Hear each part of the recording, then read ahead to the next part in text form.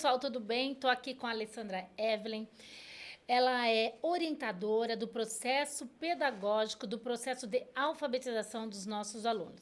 Então, a Alessandra cuida das crianças desde a educação infantil até o processo total da alfabetização. Alessandra, quantos anos você está aqui com a gente? Boa tarde. Eu estou no Colégio Bom Retiro há 28 anos. Nossa, como a Alessandra tá velha, né? Nós já somos uma família. Não, sempre fomos, né? Sempre Verdade? fomos uma família. E uma luta diária, né? Uma luta diária nesse processo de alfabetização. Né? Muitas dúvidas os pais têm. Muitas dúvidas dos pais. Né? Então, vamos começar na educação infantil. Quando a criança entra na escola, Alessandra, vamos lá, a criança de 2 aninhos, quais os trabalhos que vocês começam a desenvolver para que essa criança possa ter um ótimo desenvolvimento na alfabetização sem tantos dificuldades, vamos dizer assim? Sem tantas. Nós trabalhamos as habilidades motoras. O que são essas habilidades motoras? Nós trabalhamos com a criança, são os laboratórios. Os laboratórios que nós temos na educação infantil trabalham a coordenação motora, a lateralidade do aluno, fazendo com que o aluno tenha esse processo motor para depois vir o processo da escrita. Então tá. Para quem está em casa, muitas vezes fica na dúvida, né? Que processo é esse que a Alessandra está falando? É andar bem, correr bem, pular bem, isso. Pular corda. E assim, o que nós fazemos? Subir escada, né, Alessandra? Mas isso nós trazemos o que na criança? As brincadeiras. Porque é de extrema importância na educação infantil o brincar. O brincar faz todo esse processo cognitivo e motor. Perfeito. De uma forma lúdica, com que a criança esteja aprendendo, mas de maneira que o brincar faça parte da aprendizagem. Então, aqui é uma coisa, Alessandra. Então, melhor coisa a criança, nessa fase, ela tem uma certa distância do celular? Sim, o celular não cai bem nessa parte de aprendizagem. Por quê? A criança precisa ser o protagonista dentro da aprendizagem e o professor o mediador. Como o professor se torna o mediador? Ele vem com um processo, né, de atividades que façam os alunos ser o protagonista. Eles vão criar as suas próprias brincadeiras e o professor é o mediador.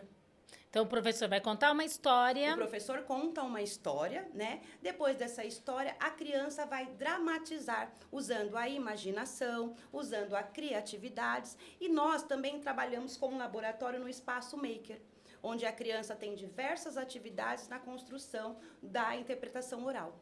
Explica para o pessoal que está em casa o que é um Espaço Maker.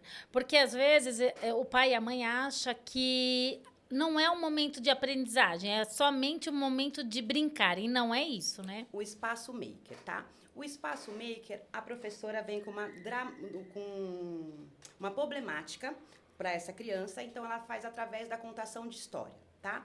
Depois que ela fez toda essa contação de história, que ela fez a criança imaginar, que ela fez a criança pensar, né? Trabalhar a interpretação, ela dá para a criança um desafio. Esse desafio vai fazer com que a criança seja o protagonista dentro dessa ação. Nesse espaço maker, a criança vai ter diversos materiais, tá? Tinta, pincel, cola, tesoura, papel, tampinha, papel de reciclagem, todo esse material. E ela vai fazer uma construção. Quando ela terminar de fazer essa construção, ela trabalha a oralidade e a interpretação da compreensão da história. Porque ela vai contar o que significa aquele brinquedo, aquele objeto que ela construiu. E através desta atividade, olha quanta coisa a criança aprendeu. Sim. Interpretação, oralidade, tempo, espaço. Então, através de uma brincadeira, a criança traz muito conhecimento. Sim. Né? Traz consigo um aprendizado diferente. E é isso que nós estamos buscando aqui no colégio. E aí, como ela vai no nosso caso, vai para as apostilas. Aí, depois disso, que ela vai ser direcionada à apostila? Isso. A apostila, o que nós fazemos? Nós fazemos laboratório. Então, hoje nós vamos contar a história da Branca de Neve. Então, nós contamos a história da Branca de Neve, realizamos uma dramatização, a criança tem o poder de explicar o que foi compreendido. Aí, depois de todo um processo de laboratório que ela vivenciou, que ela construiu, ela finaliza na apostila. Ah, perfeito. Então, a apostila é só o projeto de conclusão. Isso, é só finalizar, mas houve todo um projeto de compreensão, interpretação, entendimento, para depois fazer o final na apostila. Ah, perfeito. E aí, quando a criança chega no infantil 3, né, que ela começa o processo, ela já começou o processo de alfabetização, mas aí vai intensificar mais, no caso, a apostila. Vocês também vão continuar trabalhando no laboratório? É a mesma coisa? Vamos continuar trabalhando no laboratório, por quê? Porque a criança da educação infantil, ela precisa brincar. O brincar faz parte da aprendizagem. Não é porque a criança está brincando que ela não está aprendendo. Quando ela ingressa no infantil 3, nós trabalhamos os laboratórios mais intensamente, né? Sim. Então, nós fazemos o laboratório de matemática, né? Que é extremamente... Nós vamos ensinar adição. Então, a criança vai vivenciar aquela conta, né? Então, ela vai vivenciar num laboratório onde ela troca a ideia com os seus amigos, onde ela tem o pensar como uma ação, para depois ela finalizar na apostila. Então, tem todo um processo de uma pré-alfabetização, mas de uma forma que... lúdica. Como que eu posso te falar? Lúdica, né? Que o aprendizagem ele se torne criativo dentro do que eu estou propondo. Não repetitivo. Não repetitivo, né? Agora, falando nisso, e a questão do letramento, quando a gente chega que vamos apresentar as letrinhas, como é feito esses laboratórios? Isso. Esse laboratório, nós vamos vivenciar através do som, porque a criança aprende dessa forma. Então, quando eu trabalho o som da letra, automaticamente a alfabetização cria uma imaginação, né? Então, quando eu estou trabalhando a fonética, né? Estou trabalhando a oralidade e a escrita. Então, eu trabalhei 3 conceitos dentro de uma só atividade. E ainda a gente encontra papais, mamães, vovós que querem que trabalhe ainda o caminho suave. Isso existe ainda dentro da educação moderna? Hoje, atualmente, existem várias formas de uma alfabetização. Nós temos que deixar o aluno ser o protagonista do conhecimento. O professor se torna apenas o mediador. Ah, mas o meu filho vai conseguir ser alfabetizado? Sim. Por quê? Nós realizamos sondagens. O que são essas sondagens? Nós apresentamos para o aluno, né, o processo de alfabetização através de jogos, de brincadeiras. E a criança, por exemplo, tá? Eu vou brincar com as crianças no reconhecimento do letramento, através de um bingo. Ah, tá. A criança vai me apresentar o seu aprendizado, né, de forma lúdica, porque ela está brincando. Então, ela está aprendendo? Ela está aprendendo. Ela precisa estar escrevendo? Ela precisa estar direcionada numa cartilha? Não. Há o aprendizado? Há. Por quê? Ela teve uma identificação da letra, né? Ela trabalhou ali o conceito de alfabetização e ela me dá um retorno. Então, tem diversos processos de alfabetização que direcionam o caminho suave, a alfabetização tradicional, que não existe mais. Existe uma outra forma de entendimento da alfabetização. E aí, eu percebo que, às vezes, as mães se assustam, né? Quando elas recebem, principalmente no primeiro aninho, uma apostila com um monte de textos gigantes. Sim. Nossa, mãe, mas meu filho não sabe ler e escrever? Como que o meu filho vai aprender? Explica para nós como funciona esse trabalho. Aí que entra os laboratórios, né? Então, a criança recebe aquela folha assim, mas no último momento. Então, a apostila do objetivo, ela trabalha muito o conceito do pensar, da criança interpretar. Né? Como assim? Ela vai interpretar, mas as mães às vezes me perguntam, mas aqui tá para responder. A criança pode responder através de um desenho? Sim, pode. Porque o desenho dela vai estar falando muita coisa. Por quê? A criança fez o desenho, mas ali não vai ficar um desenho. Ela vai numa roda de conversa explicar o entendimento e a compreensão dela. Aí vem a valorização da alfabetização.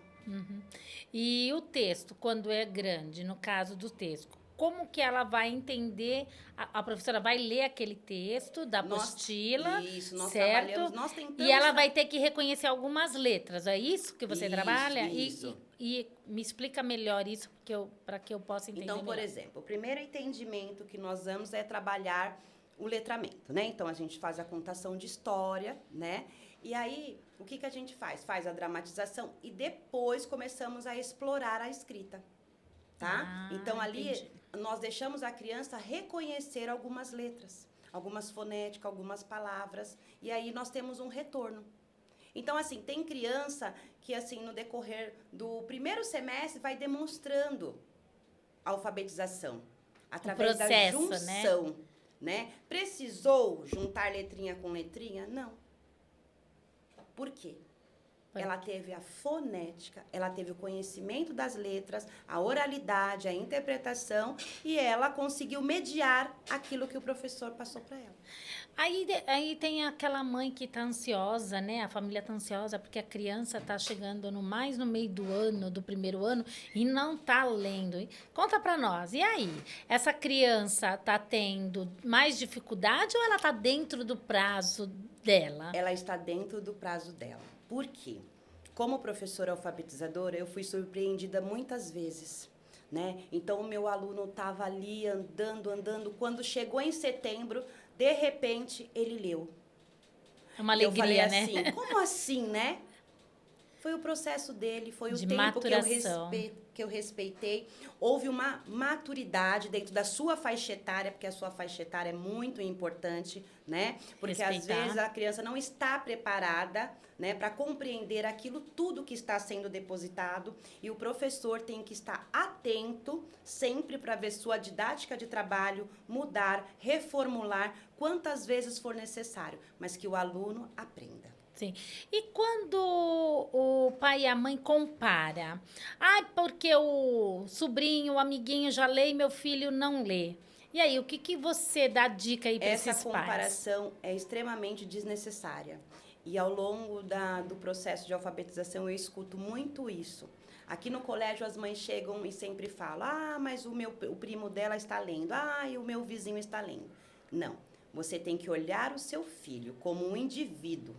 Um indivíduo único, que vai aprender, né? Único, ele é único em todos os sentidos. Certo. O professor olha o seu filho único e a senhora também tem que olhar. Por quê? Dentro desse processo, houve um respeito com o aluno no seu tempo. E o professor vai fazer diversas atividades com o aluno para ver aonde está a dificuldade desse aluno. Entendi. E sempre que for necessário, vamos realizar sondagens que são muito importantes. O que são as sondagens? É pegar o aluno no individual, trazer o aluno uma proposta pedagógica. Aí nem entra a professora, é você que faz isso. Sou eu que realizo essas sondagens dentro do colégio. Eu trago um material lúdico, com muitos jogos, com muitas atividades, coloco na mesa, interajo com o aluno como se eu estivesse brincando com o aluno. E através dessa sondagem eu vou percebendo as dificuldades que o aluno tem. Aí eu mudo minha didática, na próxima sondagem eu detectei a dificuldade dele e eu vou trabalhar da forma correta. Aí você vai orientar a E professora. aí eu consigo orientar a professora, certo, e conseguimos ter resultados positivos. Ah, legal. E se a criança realmente não consegue ser alfabetizada, você consegue, durante esse processo, diagnosticar, porque nós somos professores, nós não diagnosticamos, Isso. mas assim, perceber que essa criança pode ter alguma dificuldade no seu aprendizado, que ela precisa ser encaminhada? Sim, nós conseguimos perceber através da proposta pedagógica que nós trazemos. Então, quando essas crianças chegam no reforço, primeiro momento que eu recebo a criança é o acolhimento, né? Uhum. E é através de uma atividade com que a criança faça da escrita, né, uma atividade. Então, por exemplo, eu peço no primeiro momento, escreva seu nome. A criança escreve seu nome. Depois eu falo assim: nossa, escreve uma palavra. Então, eu vou trabalhando com a criança a oralidade e a escrita. E aí eu consigo intervir para saber se a criança está alfabetizada, se ela é uma pré-silábica, silábica alfabética, né? E qual a dificuldade que ela tem. Apresentamos a dificuldade, chamamos a família no colégio, que é muito importante chamar a família. Né? Isso, para direcionar essa família, tá? Para um psicopedagogo, para uma psicóloga, para fazer parceria conosco, para ver o que a criança tem. Tá certo, entendi. E crianças, quando a gente fala de inclusão, né? As crianças de inclusão, como você trabalha esse processo de alfabetização? Isso. Nós trabalhamos a mesma atividade. Não é porque a criança faz parte da inclusão da escola que nós fazemos atividades diferentes. Não.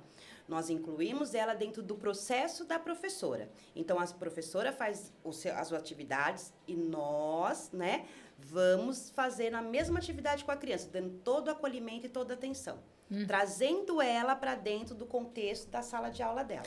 Uma dúvida. Muitas mães, quando tem um filho inclusivo, ela fala, eu quero que compre a apostila para o meu filho. O que você acha? É necessário? Ou você acha assim, não há necessidade? Olha, eu acho que não há necessidade, porque a criança vai aprender da mesma maneira. Só que nós iremos criar material para ela que faça com que o aprendizado dela seja mais rico. Certo. Né? Não que a nossa apostila não seja, sim, mas no caso da criança, nós podemos construir dentro da necessidade dela, no tempo dela. Porque uma criança pegando, tocando, que é isso que é o importante. Porque a criança de inclusão, ela leva muito mais tempo. Isso, ela precisa de uma atenção, maior. Ela precisa manusear o material, né? Ela precisa muitas vezes que a gente tire ela daquele espaço e brinque com ela, para ela compreender aquilo. Tá certo, Alessandra.